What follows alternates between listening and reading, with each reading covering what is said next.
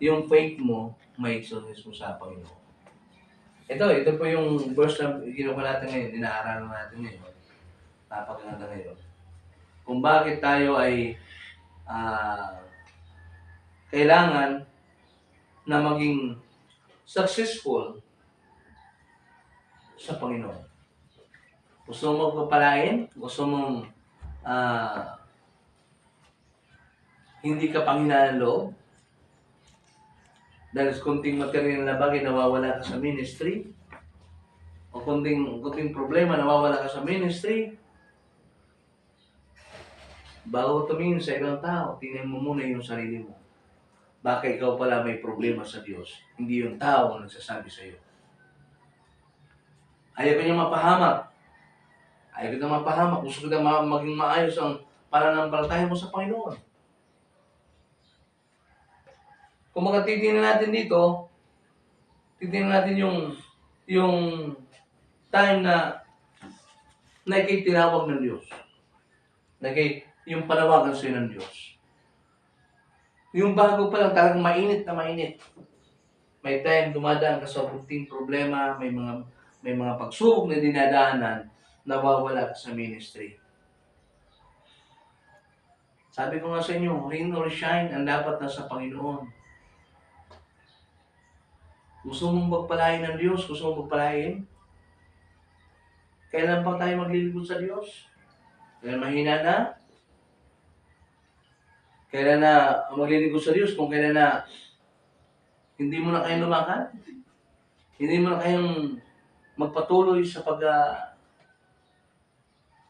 pagsasalita na ayon sa salita ng Diyos? Yun ang malaking question mark sa ating buhay. Yun po ang napakaganda po lang yung talagang panawagan sa iyo ng Panginoon na tuloy-tuloy ka dapat. Tumutuloy dapat yung buwan. Nag-improve yung pananampalataya mo sa Diyos. Okay, sa verse 3,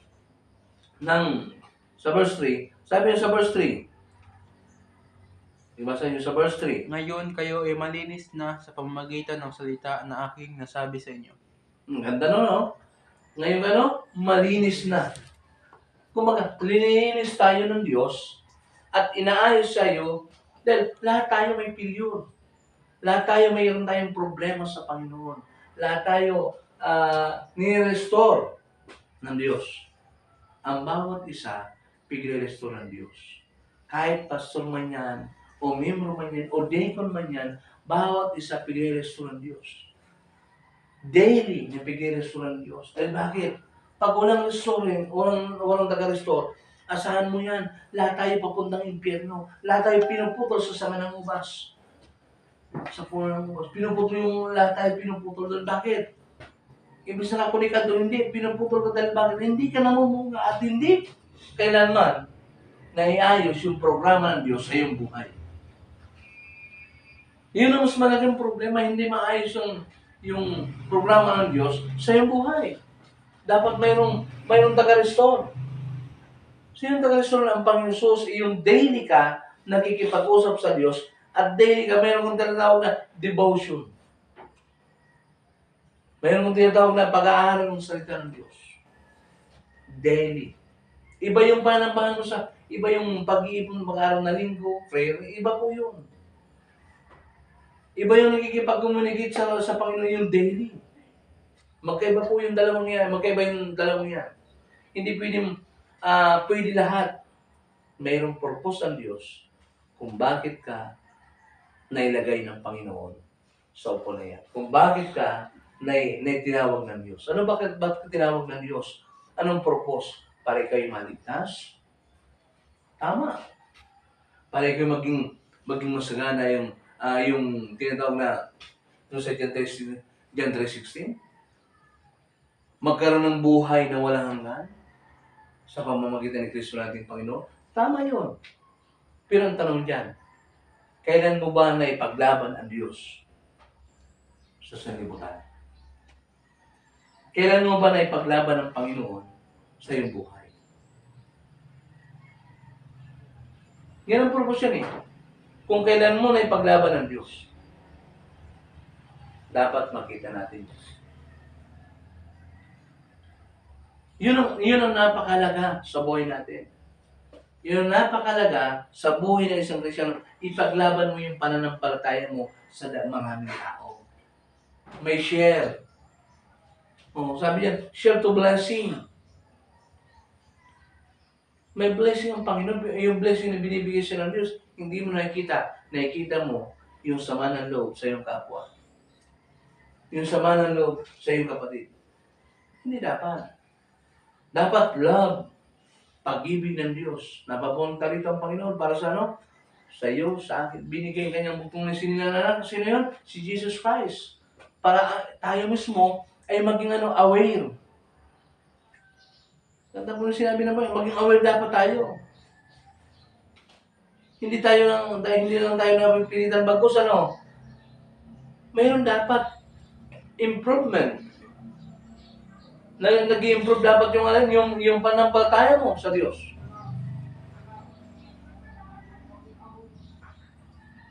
Nag-i-improve dapat. Pag hindi nag-improve yun, sasabihin, ay, anong klaseng faith mo? Hanapin mo yung panawagan sa iyo ng Panginoon. Matutuklasan mo saan? Sa daily kang nakikipag-usap sa Diyos, nakikipag-fellowship ka sa mga Kristyano. Pag-araw ng linggo, nandun ka, at doon mo makikita yung panawagan sa iyo ng Panginoon. Yung pinawagan sa iyo ng Diyos. Kaya sabi ko po sa inyo, hindi ka lang mauboy sa tinapay. Bago saan? Sa salita ng Diyos.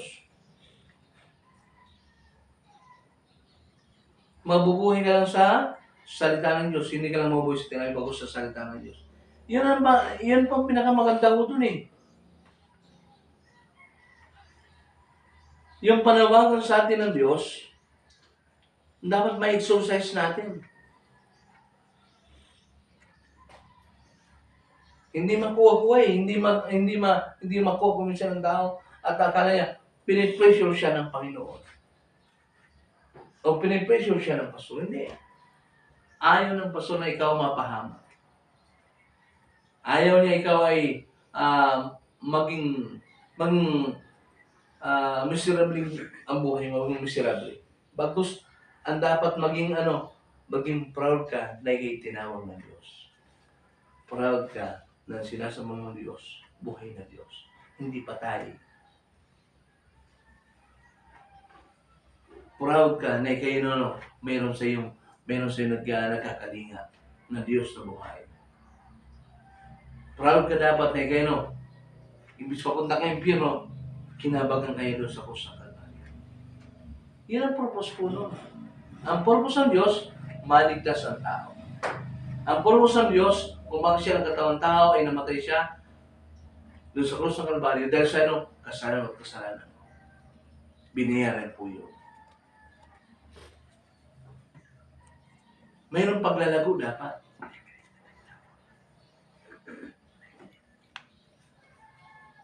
Mayroong paglalago at mayroong dapat gawin yung pag-ibig ng Panginoon. Okay, verse 5.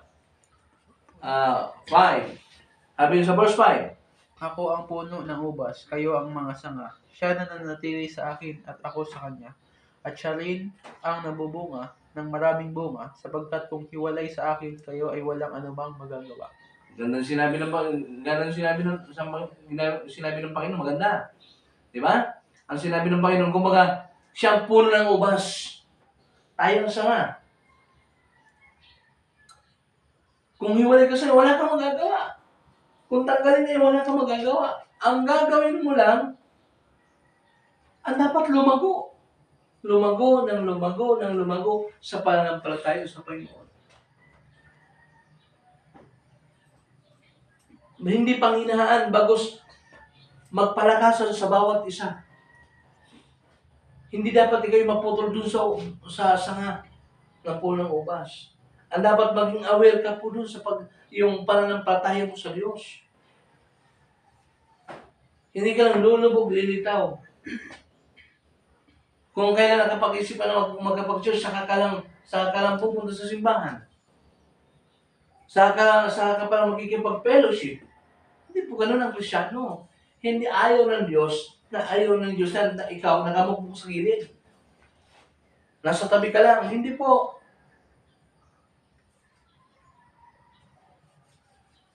Hindi ka lang nakaupo, nakakuha ka lang sa gilid. Bagos, meron kang gagawin, makipaghalog dito ko sa mga mananampalataya. Para ikaw ay hindi manghihina. Para ikaw ay hindi mahatak ng sanlibutan. Mahirap pag mahatak ka ng sanlibutan. Pag ikaw nahatak ng sanlibutan, kawawa ka. Mabuti kung maging prodigal son ka, ay kung maging backslider ka, wala nang balikan yun. Mas delikado. Talagang puputulin ka ng Diyos. Kaya sabi ko nga po sa inyo, ang pananampalatayang walang gawa, no? Ay patay. Dapat i-exercise.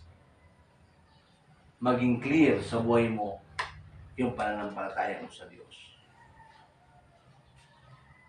Ngayong umaga ay napakaganda na dapat natin gawin. Okay, so na verse 6, sabi sa verse 6. Kung ang isang tao ay hindi nananatili sa akin, siya ay tinatapon gaya ng isang sanga at nalalanta, at ang mga tao ay tinitipon ang mga ito, at itinatapon ang mga ito sa apoy, at sinusunog ang mga ito.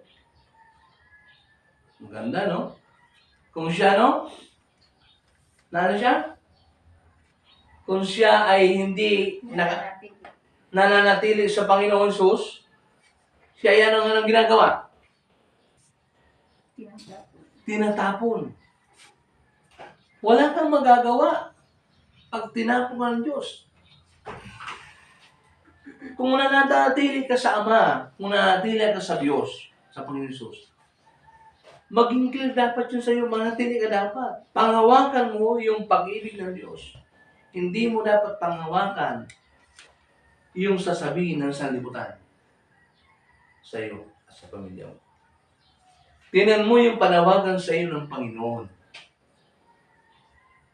Tingnan mo yung pagiging faithful mo sa harap ng Diyos. May time na hindi natin nakikita yung pinapagawa sa atin ng Diyos. Nakikita natin yung nasa palibot natin. Dapat maging clear sa buhay mo. Na hindi ka dapat panghinaan ng loob, bagos palakasin mo yung pananampalataya mo sa Panginoon Jesus.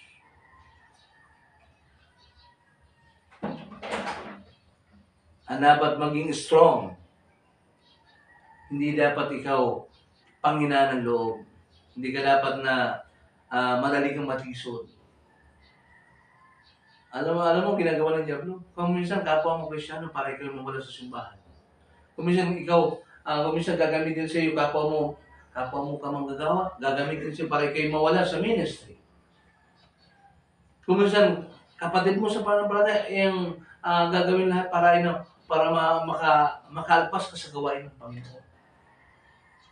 Iyan ang gawain ng Diablo. Sirain, i-destroy yung pananampalataya ng bawat isa. Pag na-destroy yun ang malaking problema. Hindi ka lang dapat aware sa blessing. Aware ka dapat yung panawagan sa iyo ng Diyos.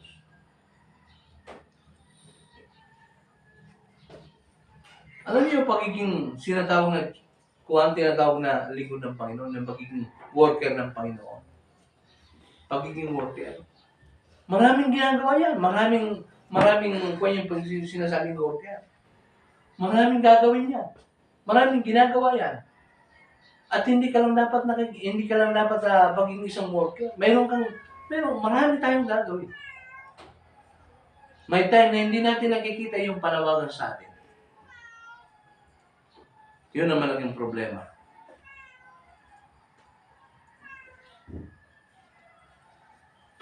Kaya ngayong umaga, napakahalaga sa buhay ng Kristiyano na maging tayong pagpapala sa bawat isa.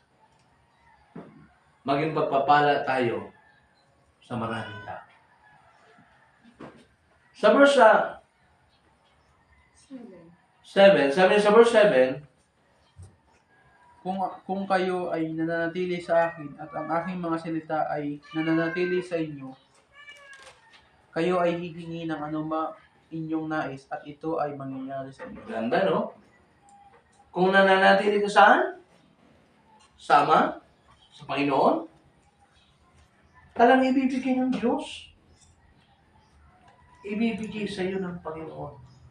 Ang kailangan lang na ikaw mismo manatili sa Diyos. Mahirap kasi hindi ka manatili. Mahirap kasi lumalayo ka sa Panginoon eh. Ang Panginoon sinabi na ba, kung anong hilingin mo, ibibigay sa iyo. Kung bakit matagal ang blessing, inaabot ng 5 years, 9 years, 10 years, yung kailangan mo, nawawala, bakit nawawala saan? Nakakaalis yun. Nawawala ka sa, imbis makinig ka, hindi. Imbis unawain mo ang pag-ibig, nawawala, dahil bakit? Nagbe-break, Lord, gusto ko tumating ang blessing ko, Panginoon, gano'n. Lahat ng panulog, after so many days, so many months, so many years, ay nawawala ka na sa focus sa paghingi mo ng, sa sumama mo sa Panginoon. Sinusubukan ka lang eh. Tingnan niyo po si Abraham.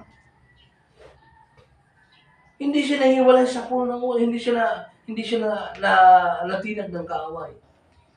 Bagos nagpatuloy siya sa gawain ng Diyos. Marami siyang ginawa sa kanya ng Diablo para makalis siya sa Panginoon. Anong ginawa ng Diablo sa kanya?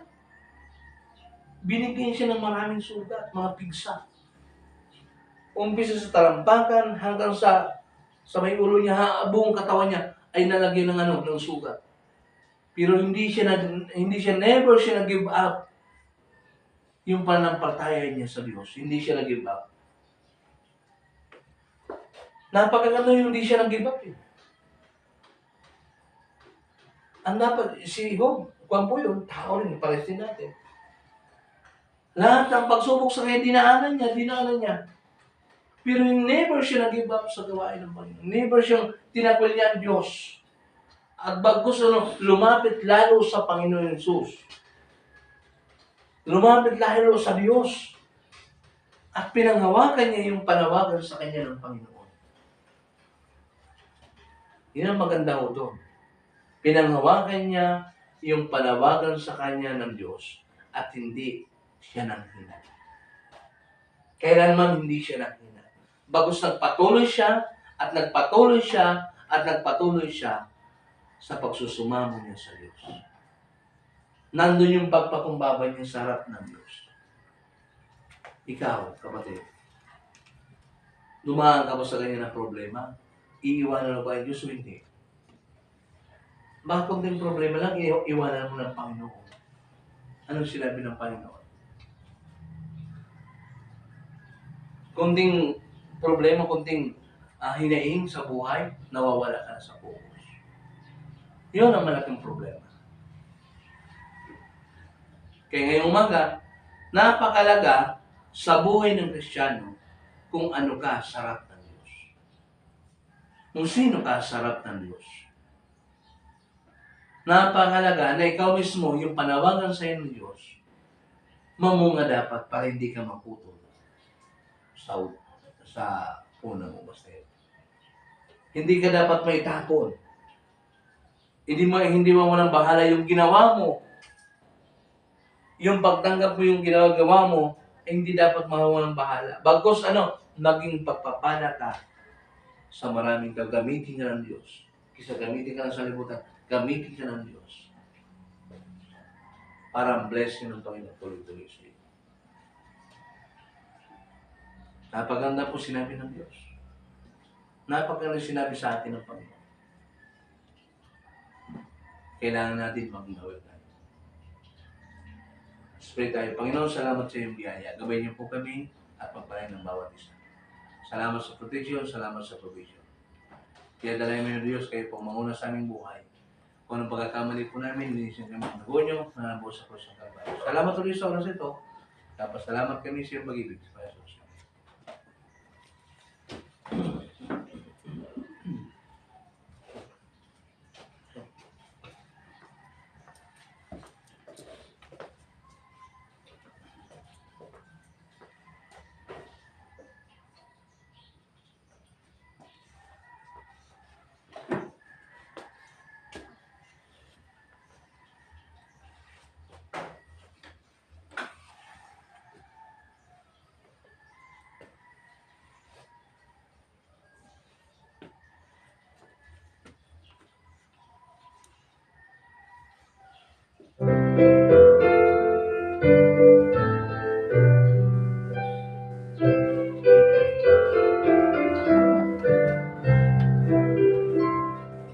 Come to many blessings more than this much.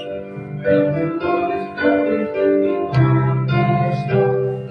Come to many blessings, taken one by one. Sharing the fruits of righteousness all the Lord has done. Come to blessings, taken one by one. Come to blessings, taken God has done. Come to blessings, taken one by one. Come to many blessings, taken God has done. Come to many blessings, taken God has done.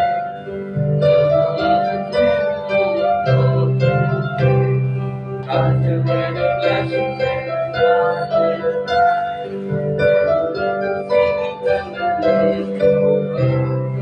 Come to blessings, taken one by one. Come to blessings, taken God has done.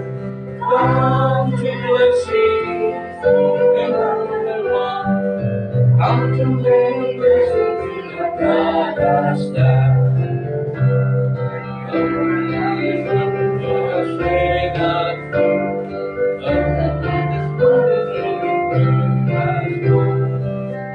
to